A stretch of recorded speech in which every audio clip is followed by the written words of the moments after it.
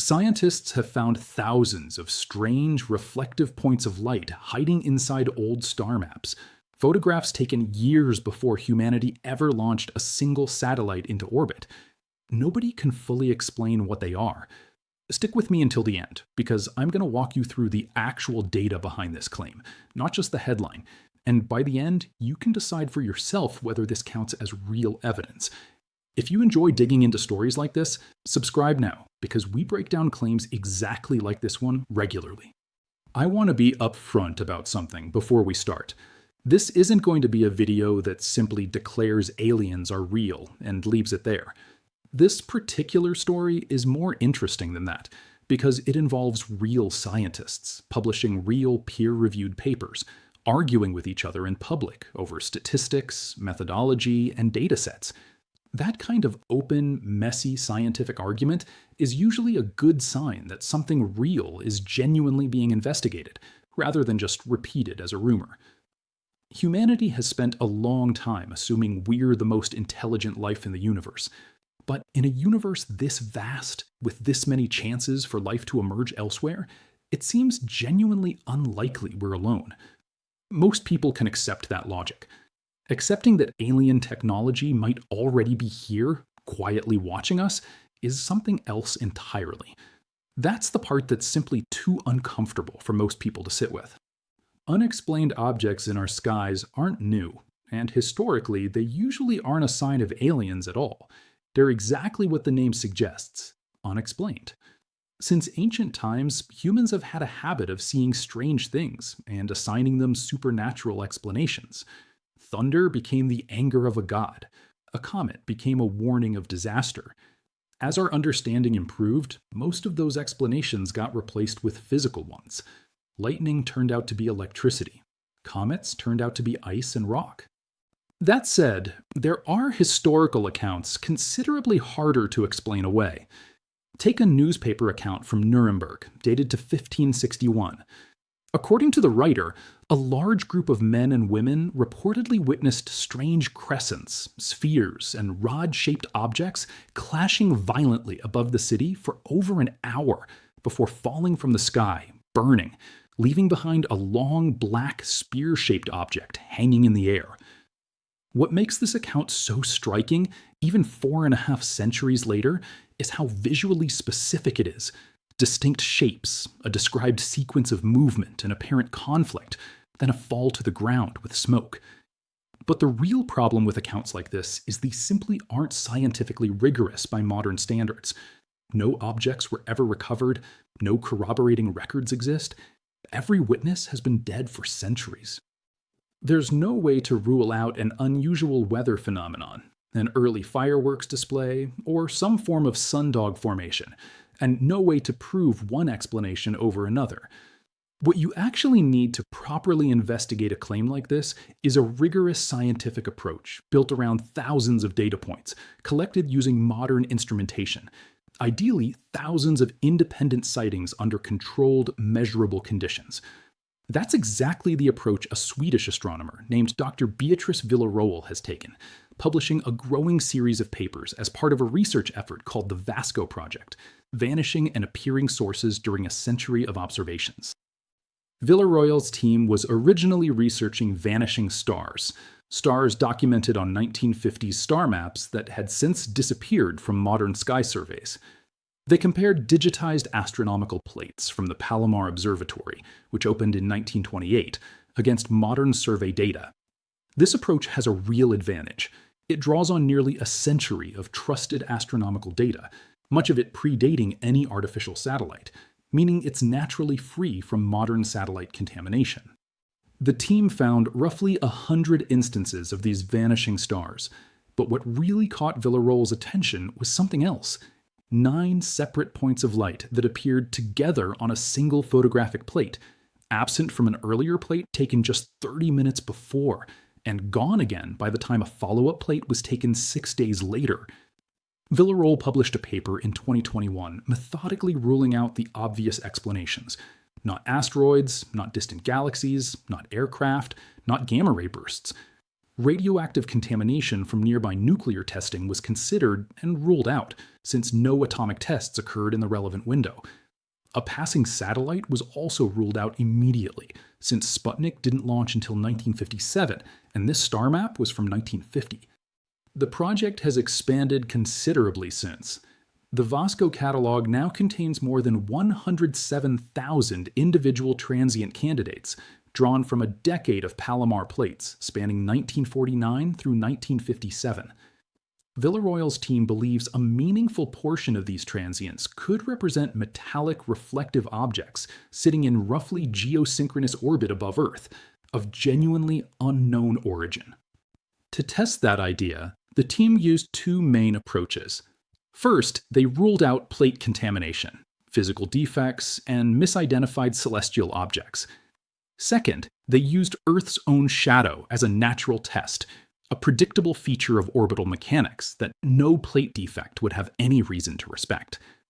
If these transients were reflective objects glinting in sunlight, they should reliably vanish whenever they passed through Earth's shadow, the same way a satellite goes dark in eclipse. Using statistical analysis, the team found a genuine, measurable reduction in transients specifically within that shadow region. Roughly 349 of these sightings appeared to match the pattern you'd expect from objects reflecting sunlight somewhere in Earth's gravitational neighborhood. The second approach studied behavioral patterns, cross-referencing transient data against publicly reported UFO sightings from the same era. The team found that each additional public UFO report correlated with roughly an 8.5% increase in the number of transients detected on plates from that same period. A curious pattern, given the public had no way of knowing what had shown up in space that day. Even more strikingly, the team found roughly a 45% increase in transients detected the day immediately following a nuclear weapons test. That connects to a broader, long-running claim in the UAP research community, that unidentified objects show unusual interest in humanity's nuclear weapons specifically. There's a well-known account from October 2010, when a cigar-shaped object was reportedly witnessed above an Air Force base in Wyoming, housing 50 Minuteman III nuclear missiles, all 50 of which reportedly went offline simultaneously without warning, an unprecedented failure. The missiles going offline is a documented event, even though the official explanation never referenced the reported object directly. A separate, harder-to-verify account, allegedly drawn from Soviet military records from 1982, describes an unidentified object hovering above a Soviet missile base for roughly 4 hours, during which several missiles reportedly activated on their own and couldn't be shut down until the object left. Neither account comes with hard, independently verifiable documentation on its own. What makes them worth mentioning is that Villarroel's statistical correlation is the first time actual quantifiable data has been used to back up this kind of pattern, rather than relying purely on old stories. So where does this leave us? Not everyone agrees this is solid evidence. Villarroel's original work was never accepted onto arXiv, the platform researchers commonly use to share papers before formal peer review. A somewhat surprising outcome, since arXiv typically accepts a fairly wide range of submissions. A separate team, led by Wesley Andrus Waters, published a detailed counterpaper, arguing the most reliable way to confirm these transients would have been examining the original physical plates under a microscope, rather than digitized scans, a step Villarroel's original work didn't include. Waters also argued Villarroel's data sampling was too broad, and when his team applied a more rigorous filtering process, a significant portion of the original statistical findings reportedly fell apart, including the Earth shadow effect. Waters also found the Palomar Observatory had been roughly 35% more likely to be taking exposures during periods overlapping with nuclear testing windows, arguing this scheduling bias hadn't been properly accounted for. Villarroel responded in a follow-up paper that arXiv did accept, arguing Waters' more heavily filtered dataset, which dropped the sample from roughly 100,000 transients to just over 5,000, was too small to support the statistical analysis being attempted. Rerunning her calculations while accounting for the observing schedule, she still found an 11% increase in transients during nuclear testing windows, smaller than her original estimate, but still a measurable effect. The story has moved further since then. In January 2026, Villarroel reported that two independent data analysts, given direct access to her original sample, replicated her core findings on their own, both the Nuclear Testing Association and the Earth Shadow Deficit. She's been careful to note these replications remain preliminary. Since then, two separate papers describing these findings have been formally published in peer-reviewed journals, Scientific Reports and the publications of the Astronomical Society of the Pacific, a real shift from research that couldn't even get accepted onto archive a couple of years earlier. Peer review doesn't guarantee correct conclusions, but it means independent experts judged the methodology solid enough to publish, a meaningfully higher bar than a preprint. The research has grown more sophisticated, too. Villarroel's team built a machine learning classifier trained on over 250 hand-labeled transient candidates to score how likely each candidate is to be a genuine transient rather than a plate artifact. A 2026 study using that classifier examined whether high-confidence transients showed any tendency to align in straight linear patterns across plates more often than chance would predict, a pattern that would be harder to explain as random plate damage. Meanwhile, a separate 2026 study proposed that fluctuations in Earth's geomagnetic field and an atmospheric effect called Airglow might explain part of the pattern. But a follow-up study designed specifically to test that theory found plate sensitivity remained consistent regardless of geomagnetic storm intensity, removing one of the key objections to Villarroel's original claims. So, what should we actually take from all this? It's genuinely still not clear whether this amounts to definitive proof, but the overall body of evidence is more compelling than most similarly bold claims manage to survive. The basic idea of searching for potential technosignatures inside pre-satellite era star maps is a clever research approach on its own merits. The numbers have shifted, the confidence intervals have narrowed, and Villarroel has had to revise figures downward under pressure.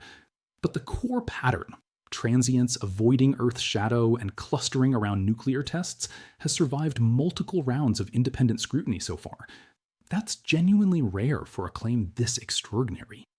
If these objects are real, what might they actually be? An unexpected natural phenomenon we don't yet fully understand? Or something genuinely built by someone? Or something else? If it's the latter, that carries real implications for how we think about our place in the universe. Share your own thoughts in the comments below. And if you found this breakdown interesting, like the video and subscribe, because we'll keep following this story as more replication studies roll in.